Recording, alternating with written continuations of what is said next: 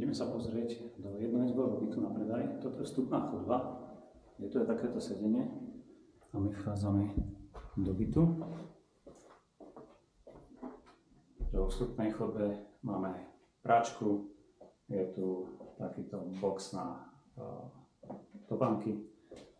Tiež je tu kúpeľka. Je menšia, ale máte tu všetko, čo potrebujete. Je to taký menší sprchový kút. Vecko umývadlo. Prejdeme ďalej, vchádzame do bytu. Táto priečka nám rozdeľuje byt v podstate na dennú a nočnú časť. Tu je taký spací kľud, je tu stavaná skriňa, v ktorej sú aj poličky, aj vešiakové skrine. Veľká posteľ.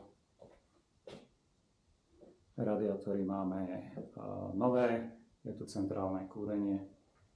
Okolo prechádzame do dennej časti. Je tu sedenie s televízorom, s pripojením na internet. Byt je takto zariadený, v podstate sa predáva zariadený, ako vidíte, okrem televízie a okrem doplnkov, ktoré sú tu dovezené. Kuchynská linka je urobená na mieru, je tu vstavaná elektrická rúra, sklokeramická várna doska, digestor, umývadlo.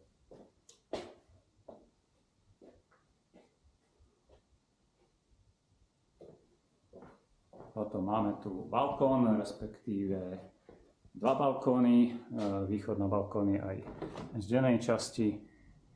Je to v podstate jeden dlhý balkón predelený priečkou na dve časti. Tu si viete dať takéto sedenie. Je to východná časť, tento smrek vám robí v podstate ráno taký tieň príjemný. Keď sa vrátime, pozrieť vlastne druhý balkón je veľkostne podobný, s tým, že ste tu priamo pod smrekom.